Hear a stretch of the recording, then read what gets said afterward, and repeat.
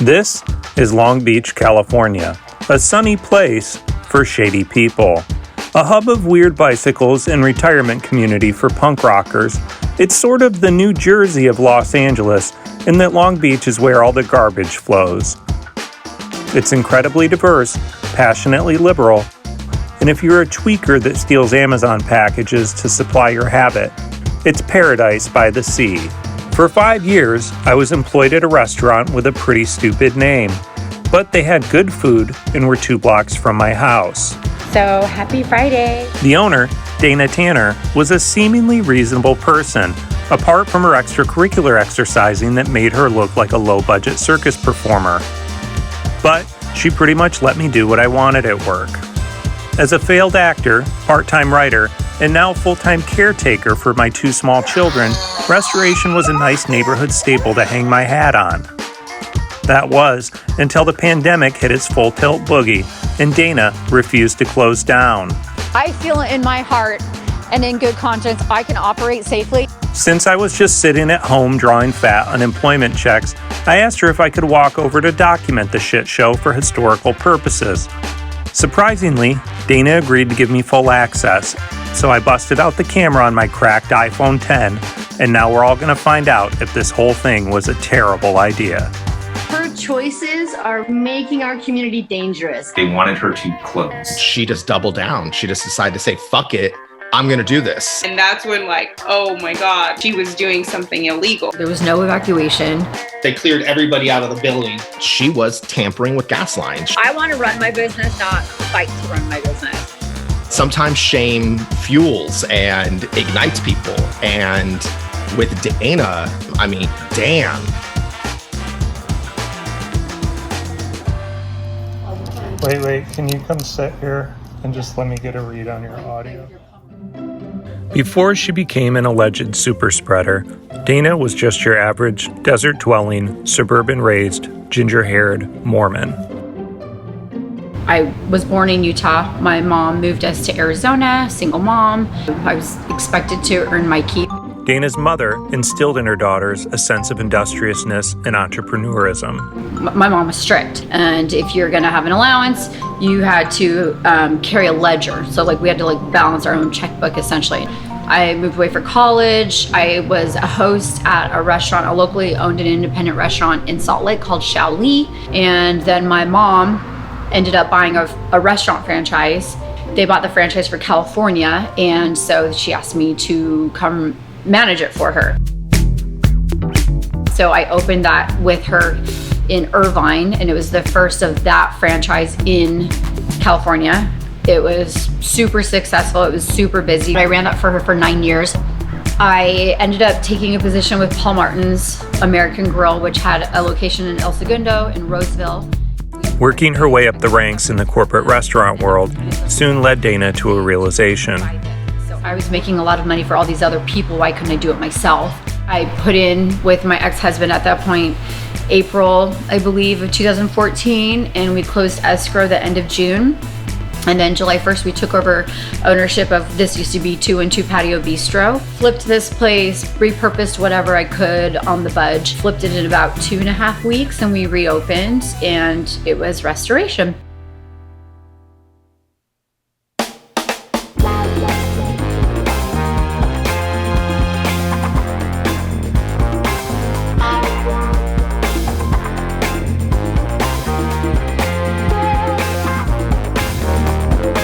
I joined the original restoration team as a newly divorced Chicago transplant. While working there, I started dating a labor and delivery nurse, fell in love, and got remarried. Restoration was an anchor as I started my broken life over again. People loved them. They had a really good cheeseburger, big brunch spot. It was always packed. Cover girl doesn't cover boys. He's great. Happy holidays.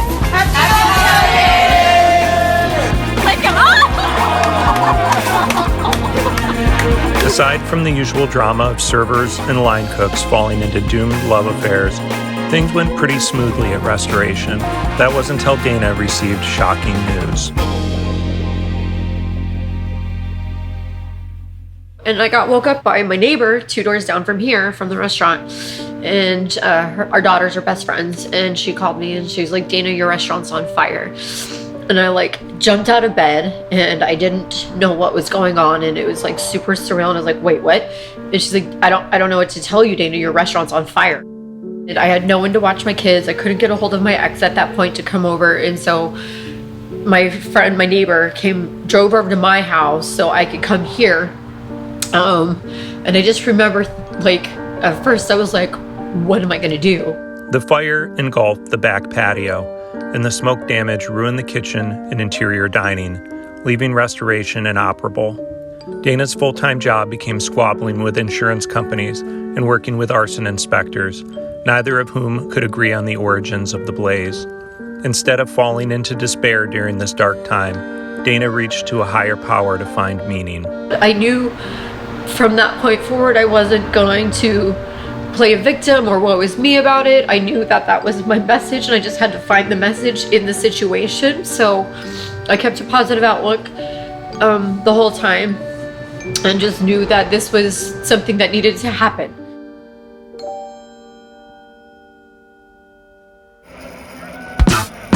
Meanwhile, I spent the next 12 months living on unemployment and supporting local wildlife. I also used some of that government scratch to get LASIK surgery so that I'd look less like a clinically depressed adult version of that kid from A Christmas Story.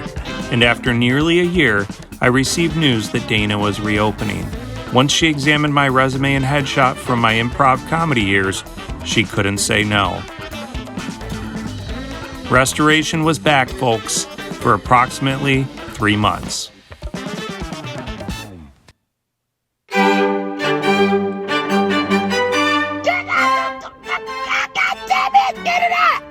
It's going to go away, and we're not going to see it again, hopefully, after a period of time. You may have some flare-ups, and I guess I would expect that.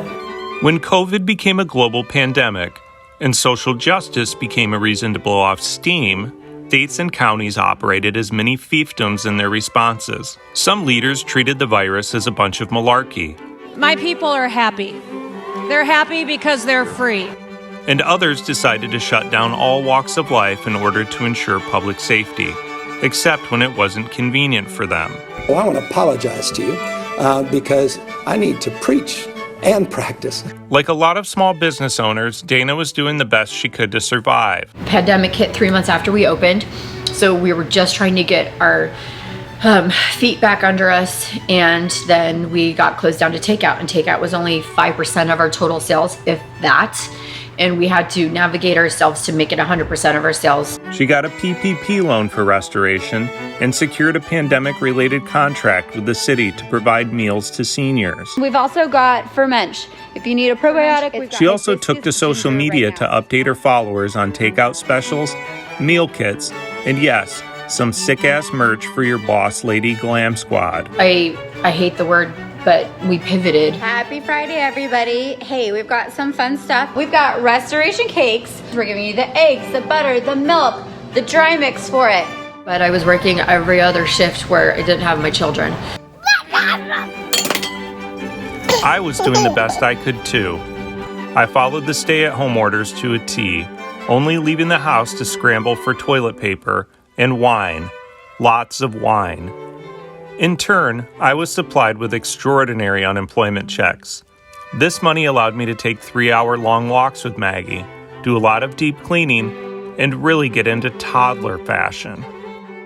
And between us, maybe I also used some of Uncle Sam's scratch to get Invisalign braces, because it's not like anyone was looking at mouths. How do you like my melons?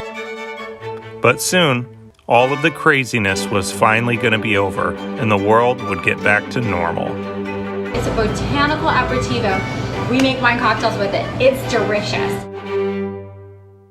We officially opened for dine-in today at 11. Outdoor dining reopened in Southern California, and the pencil pushers at the Employment Development Department told me once again I had to return to the salt mines and punch the clock like a dog. We finally reopened in June. Amid the confusing and sometimes counterintuitive health orders during the first leg of the pandemic, Dana and many other restaurateurs had to redo their patios and install a parklet for additional outdoor seating. We usually could seat 85 out here if we pack it in, and we went to seating 32. We did that for several months. We're doing super well. Our sales were growing. I had a new chef in place. I was getting excited about that stuff in the fall. I just remember hearing that they were potentially gonna be shutting us down again. I'm like, there's no way. And I was sitting at lunch working on my laptop, and I got, the notification that we were getting shut down again. So third time, 2 years, letting people go. Health officials say if they do call for a safer at home lockdown, it will likely last at least 3 weeks. I bawled about it, and we were closed for back to takeout for about 10 days. It was over Thanksgiving. I was very upset with what was going on with the people that we displaced. There's people in the kitchen that can't claim unemployment for, one reason or another. I had a line cook who basically said he was selling all of his stuff so that he could have food, and he was moving into his Jeep. My chef had, at that time, my chef had a 6-month-old baby. My lead line cook, who just come on, has a pregnant wife. I thought about it, prayed about it again, and I just decided it just felt so wrong to be closed. I wasn't gonna let those people be without. Restaurant owners say they've been struggling for months. It's just been devastating. Now that we're gonna close the outside, we're gonna have to tell 11 of our employees, go home. Independent restaurants are going out of business or have gone out of business. They are dropping like flies. Nearly a third of California's restaurants have permanently closed. They've followed all the protocol, put up all the safety guards, people are wearing masks. Of course none of us want to get COVID, but I feel like these businesses are gonna go out of business. They can't keep sustaining this. I was either gonna close because I ran out of money like that, or I could try to take care of my team and be shut down by the city that way. So either way, it was going to be the same end game at that point. So I'm like, well, why not try?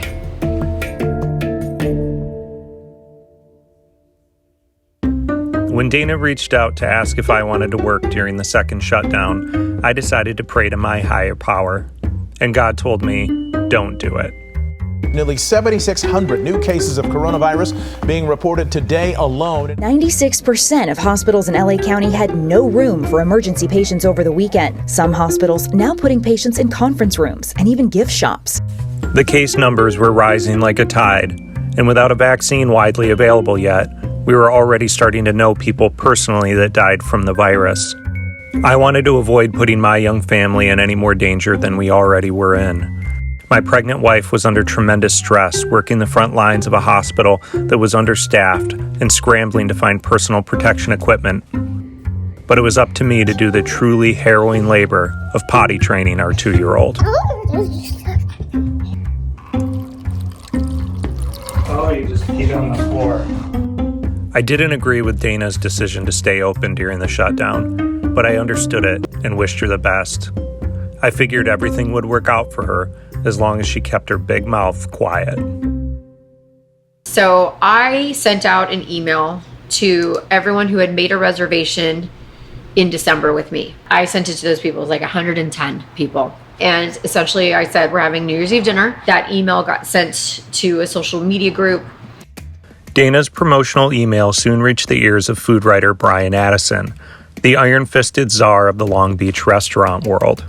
I love what people are doing with vegan food lately.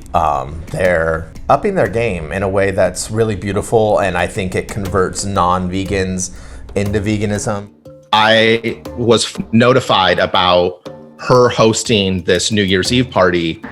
I did probably on one email or a text that I called it a party. It just meant we're having dinner like we've always had here. That's right, just a quiet dinner, like every New Year's Eve, where the bar would be open, and at about 1 a.m., Dana and I would have a dance-off to Beyonce.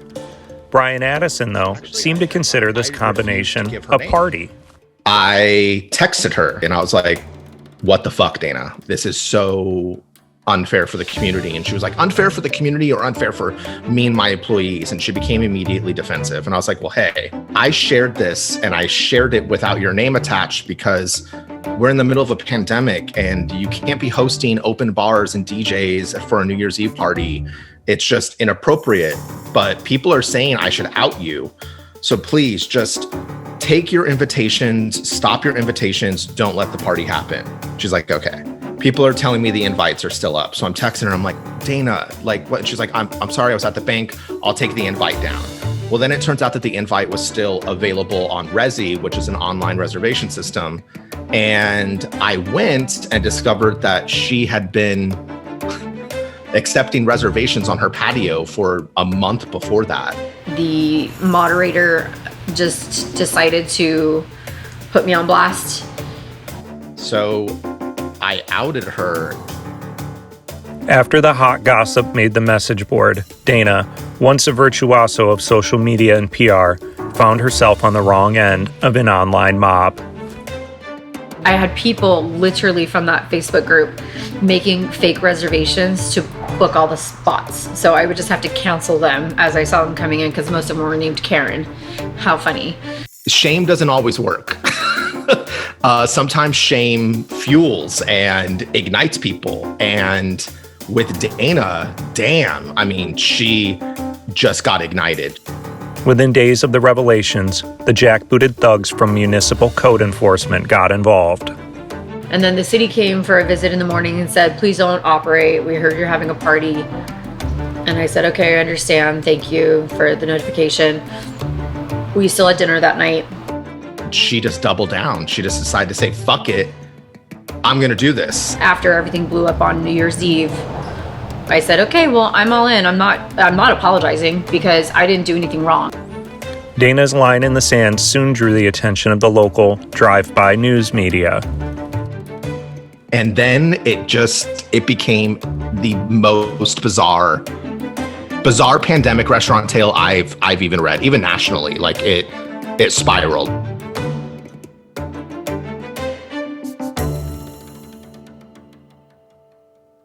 So what we're telling you is supported by evidence. Dana wasn't the only person wrestling with subjective reality. Should give this president a fair shake. Hey, man. Thank you, divine, omniscient, omnipotent, and omnipresent creator God, for filling this chamber with your white light of love, your white light of harmony. According to the muckrakers, the energy of the nation was playing out in Dana's back patio.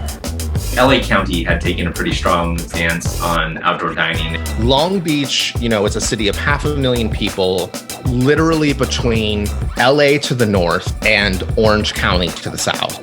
Orange County, for folks who don't know, is a red state bastion, a bastion of republicanism. Protesters in Orange County are sending a message to Governor Newsom saying they won't follow the new guidelines. Patriots are uniting, and we're going to stand, and we're going to fight.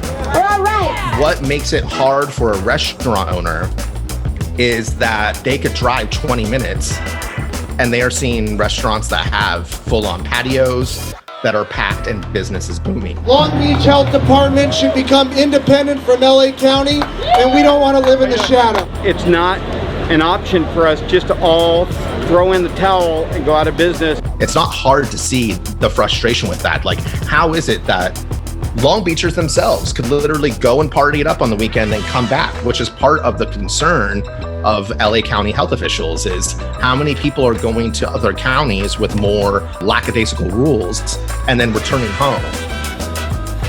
As Dana mustered her strength to fight a long battle, she found inspiration from an unlikely place. This is kind of stupid, maybe cheesy, I don't know, but have you ever watched those movies, like the movie The Help, for instance? Okay, you haven't seen that? Like maybe some racially charged movies that are dated back in the 50s or 60s, when there's that one person sticking up for people and you're wondering, like, would I be strong enough to do that or be that person? And I wasn't looking out to make a name for myself out of this. Like, this went to a whole different level than I ever anticipated. I just wanted to make food and keep people employed. But I looked at that and I was like, am I strong enough to be that person? And I was like, well, I guess I'm gonna find out, because I felt like I had a duty to take care of things. So I did. By taking care of things, Dana's initial plan to deal with the city was a simple one: ignore them. from everybody I've talked to at the city, as much of the stick as they wanted to use, they wanted her to close. Citation, citation, citation. They just tape a sticker on your door and then they walk away. A health citation is $100. Like, you know, if you have a party that has 30 plus reservations, you're going to be able to easily pay that off. But as the fines racked up, she began an online campaign to help offset her burgeoning legal woes. In their eyes, she had a fan club that was just going to keep bankrolling her citations because she had the GoFundMe. And she, at one point, had close to $10,000 in there. The exposure brought in unlikely fans, many who saw the mandates as a new civil rights battle, and Dana as their red-headed Rosa Parks. And ironically enough, Dana said that she, through covering this story, that she gained new customers. We do occasionally get people who refuse to wear their masks, and that's where we do have to turn people away. Having to, face these people that are like anti-masks and they think we're part of their group, and it makes working here a little bit uncomfortable. You believe in a mask? I don't. You want some of me? Come on and get this. Yet as Dana became a symbol of heroic resistance for the Don't Tread on Me crowd, she was a pariah in her own backyard. Had the death threats. My servers threatened people call here and go like, I hope you have fire insurance because you're gonna get firebombed, or I hope you die of COVID. The hate that came out of it online was pretty intense. I definitely didn't see that coming. It really boils down to the same 50 people just literally logging onto my Instagram or Facebook and constantly harassing me for absolutely. I'm like, what else are you doing in your day? Obviously nothing else. When the online mob dragged her, Dana got woke and tried to make allies. She actually tried to rally support from other business owners. I sent out an email to about 200 restaurant owners and I said, look, if you want to join me, I'll tell, or if you just want to know what's going on, that doesn't mean you have to participate, but if you want to ask me questions or if you want to have an open dialogue about this, I'm here. I would say maybe 10 other owners showed up. So media showed up. We were kindly asked to leave. I said, look, I have to respect the people who are here. I think her goal was that basically, if enough restaurants opened up, she wouldn't be the only one targeted by the city for enforcement, and she was trying to gather that kind of support. I made a choice. You can either do it or you don't. They chose not to. That's fine. I have plenty of business owners who have said, I want to do it, but they're afraid.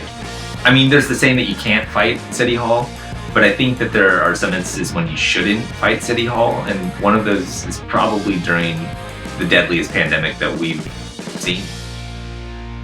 I'm still open. I'm making the choice to be open. I'm not breaking laws. I'm supporting my team. I'm supporting my family. It kind of frustrates me to see Dana painted as, in this misogynistic, she's a neurotic woman kind of light. It's not that.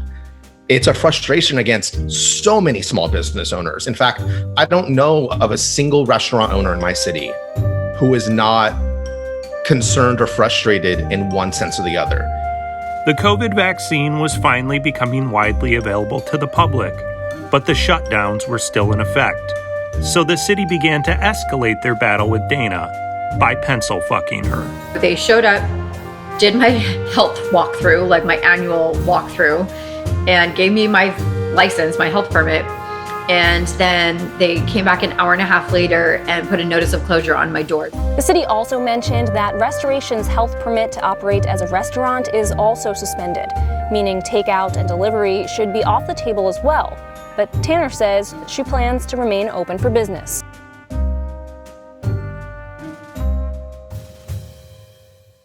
Soon, however, the fledgling public support Dana had to remain open was complicated by a misguided statement she released to the corrupt legacy media. If I cry, sorry, it's gonna get a little emotional. In the beginning of this bizarre tale, her employees were this epicenter of care. She told me about, she had to sign as, a co-signer on a lease agreement for one of her employees' apartments because they were getting kicked out of their previous apartment. They didn't have the money.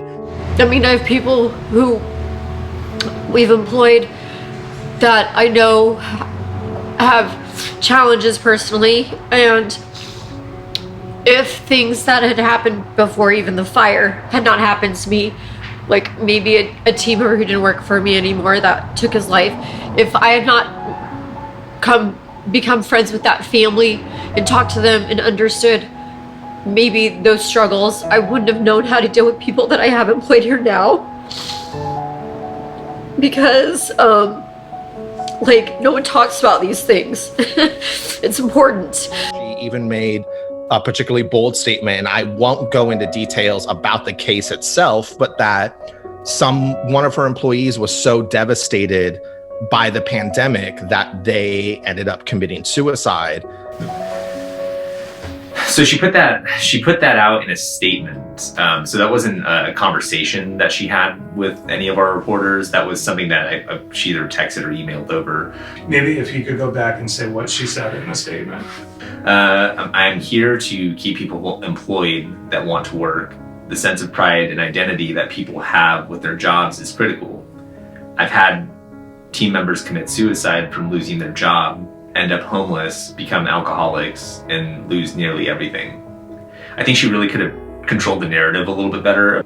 And she didn't hire a PR person. You know, every time we called her, she answered the phone. And that's part of, being human. I don't know that she did that to try to make her case a little bit stronger, or if she just misspoke, or mistyped. That didn't help her cause with the community, especially people who knew that person and the circumstances that led to their death. I don't know if Dana thinks journalists work in a silo, but I suddenly got bombarded with messages from current employees, former employees, about Dana not caring about them expressing discomfort with her being open. One of her employees, they texted me and was like, I'm so angry because the only reason I keep going back in despite not wanting to is my friends call me and they're like, dude, we're slammed right now. We need fucking help. Please come in. Please come in and help us. So it even got to the point where some of her employees are kind of not being forced, but in order to help their friends and not, make them go more crazy than they already did. And then using a suicide that occurred 2 years before this even went down, it hit a point of incredulity and offensiveness for me. And I think people really began to read that very quickly.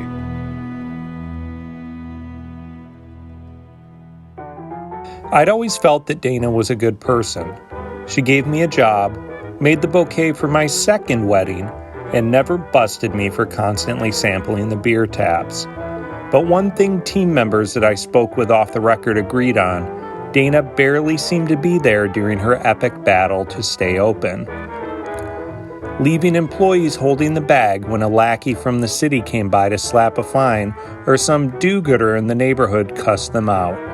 So my problem with the restaurant is that as much as we love the restaurant because it is part of our community, her choices are really making our community dangerous. I can't use that side of the sidewalk. Allegedly, she was attending to another mysterious job somewhere out in the hillbilly desert. And since I was not allowed to legally work, I was taking this time to reflect and give space, and also to go on vacation. And it was here that I realized a horrible truth. I was really losing my hair, especially during all this getting pregnant business, where I had to give up finasteride and minoxidil because of, birth defects. And if my aesthetic wasn't bad enough, our newborn son had a flat back of the head, which meant that he needed to go around town in a helmet band.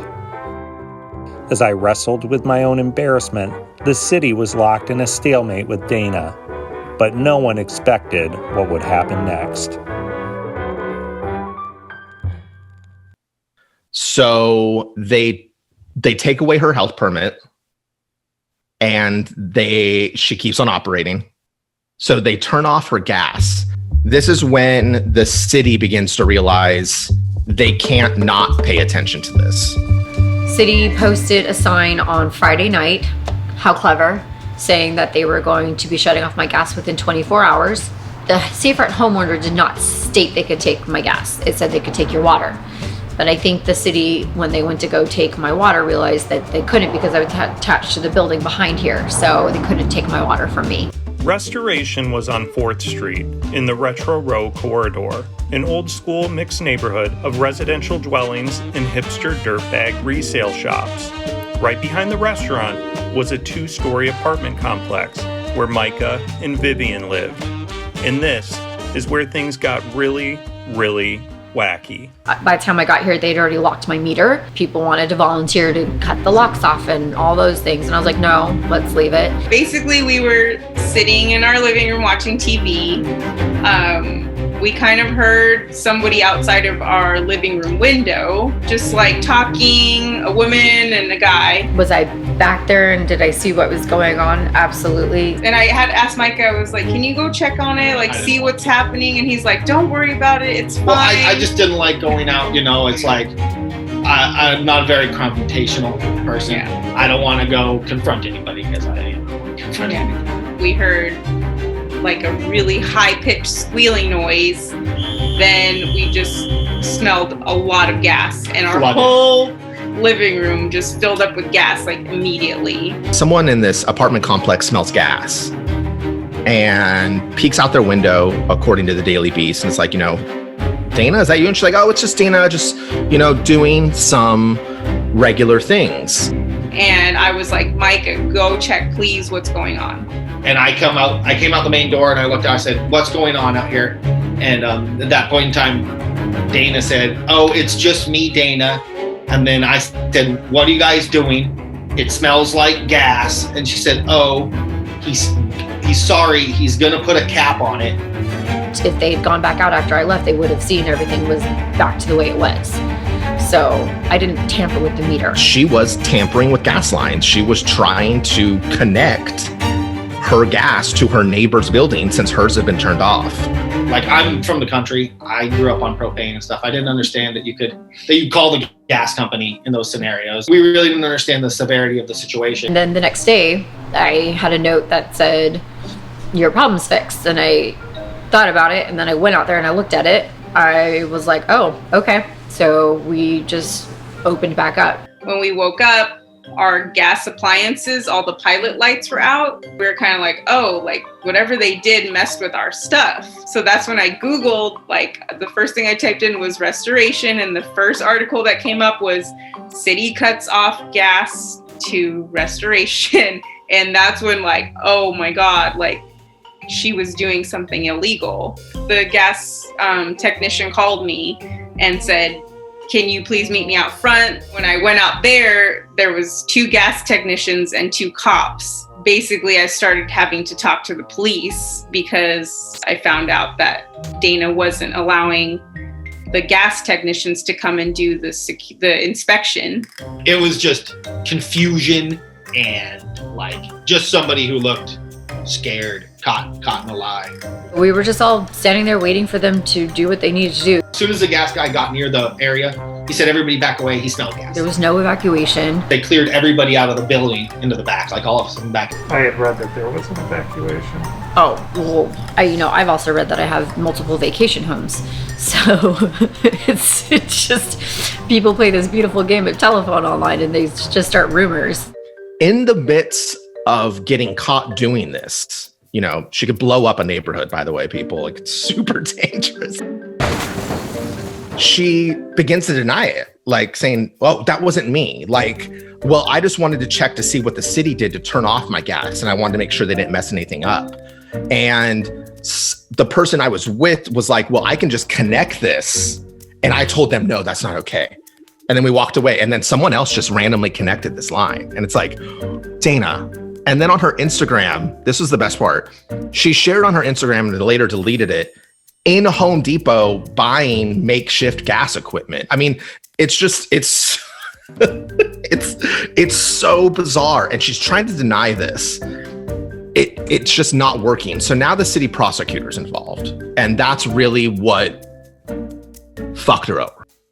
tampering with gas, that's just a whole nother level of batshit crazy. From all the studies and data out right now, there's nothing that says that I cannot or that we are the culprit for outbreak. But we also talked to those in the area who say they understand. I think the city of Long Beach and Los Angeles is just going overboard. It's unclear what steps the city may take next, but Tanner says she'll fight them as long as she can.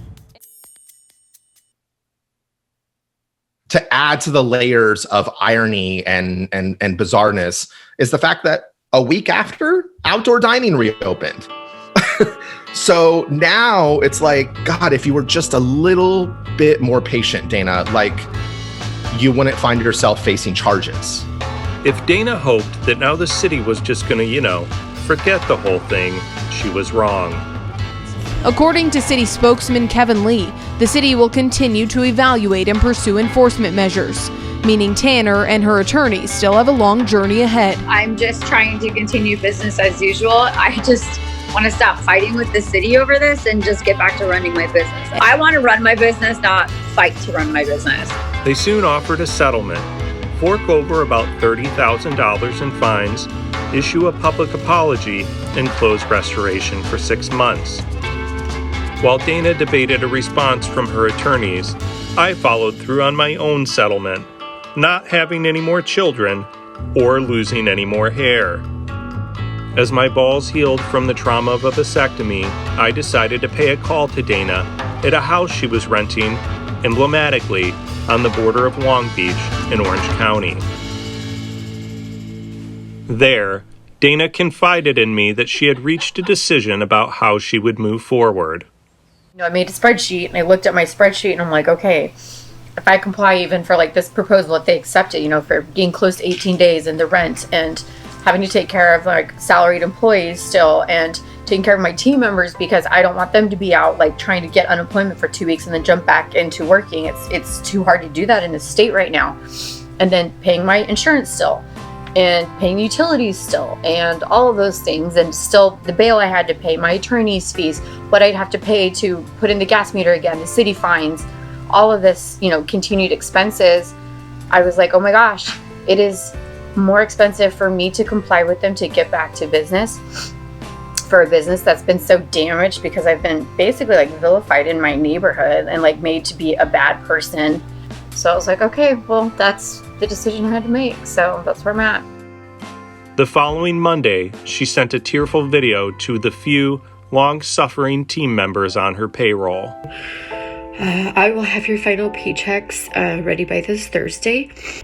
Again, I'm sorry, you guys, but I don't want to do this anymore.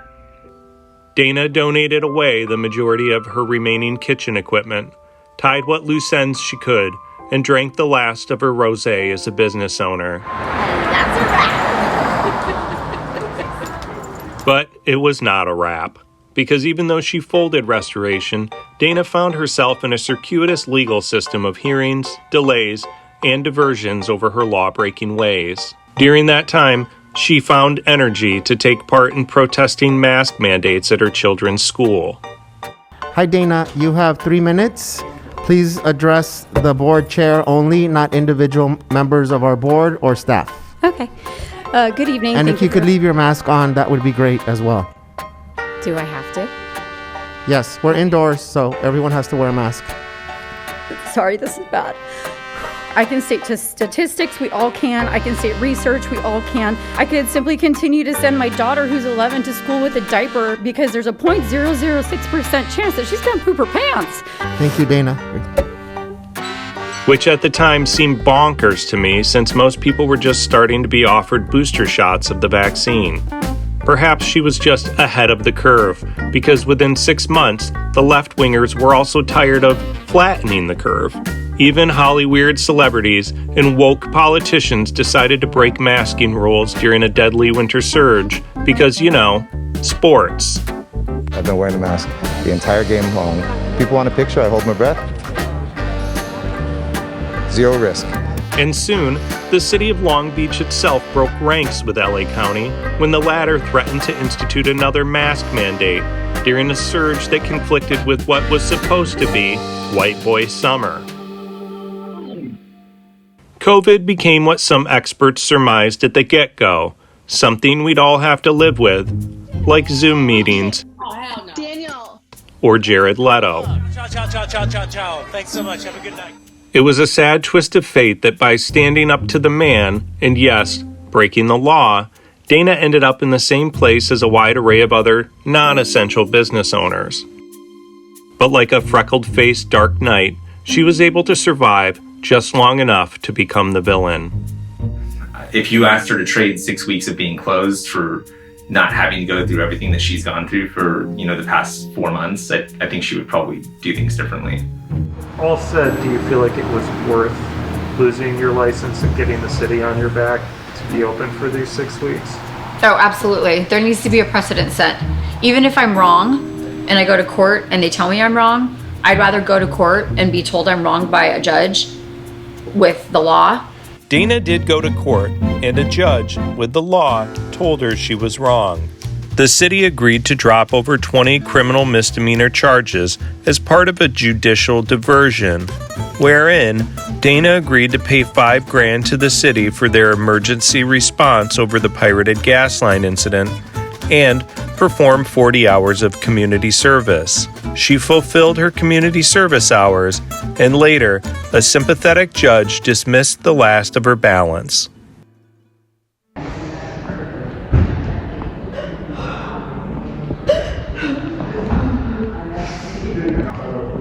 I was like shaking so bad in there because I'm like, I don't want to have to go back here again.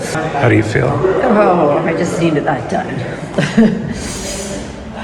You're done? Done. I guess I'm done. You're done. Maybe outdoor dining has been disproportionately maligned as an activity in this pandemic. And in that sense, Dana could be right. But then on the other side of this, we have a person who felt that they had to unilaterally violate whatever public health laws were in place because she felt slighted. In response to the news of the ruling, many on social media were outraged that Dana received a slap on the wrist because of her alleged white privilege. It was an ironic ending to the story, since it was later revealed that the same outcry from the internet was the very thing that sealed Dana's fate from the beginning. The Long Beach Post reported that an Israeli company called Zen City had a contract for Long Beach where it aggregated social media comments in order to guide city policy. The test case for that program was, of course, restoration. And then in the case of Long Beach, we're in the middle of LA. We had a bunch of celebrations from the Dodgers winning and the Lakers. So we had, unfortunately, had an even worse surge than what I was showing you in the summer. And then in the middle of that, we had a restaurant that decided to be very defiant against our orders. And they held a New Year's Eve party with dancing in an open bar. And they were trying to get other restaurants to join them and defy our orders. So we did numerous administrative citations, criminal citations, revoked their health and business license, and even removed their gas line. And then they reconnected their gas illegally from a neighbor. So this insight showed us that the general population was very supportive of our response and against objecting to the business. And we use that to talk to other restaurants to say, hey, restoration is being defiant, but people are turning against them by almost 3.5 times compared to the people who did support them. And although Dana operated illegally during the most dangerous time of the pandemic, could have blown up a city block, and was fundamentally beaten by an AI robot, she did get the last laugh.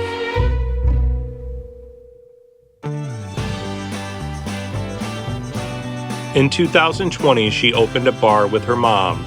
It never closed its doors during the pandemic, despite local shutdown orders. But because it was in a hillbilly desert town in the red bastion of Orange County, nobody reported her and nobody gave a shit. I just think that small businesses need to know that they do have a choice. And just because someone tells you the sky's blue, that doesn't mean that that's true.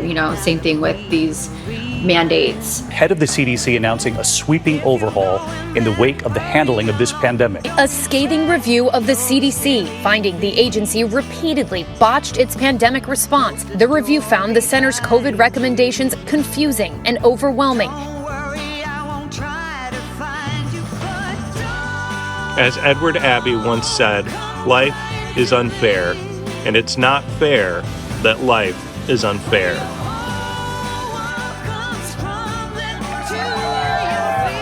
This marks the most public signal yet that federal officials believe the worst of the pandemic is over. In the end, I did the best I could with what I had. I took the rest of my pandemic relief funds and I gave it all away, every last shiny nickel, to Dr. Craig Ziering in Beverly Hills for a full-on hair transplant. Because if this really is the end of the world, you gotta get your wins when you can, baby. You gotta get your wins. I got some new stuff going on. I go out, I get around, making new friends all over town. You don't even cross my mind. It's starting to feel like some old Asian time.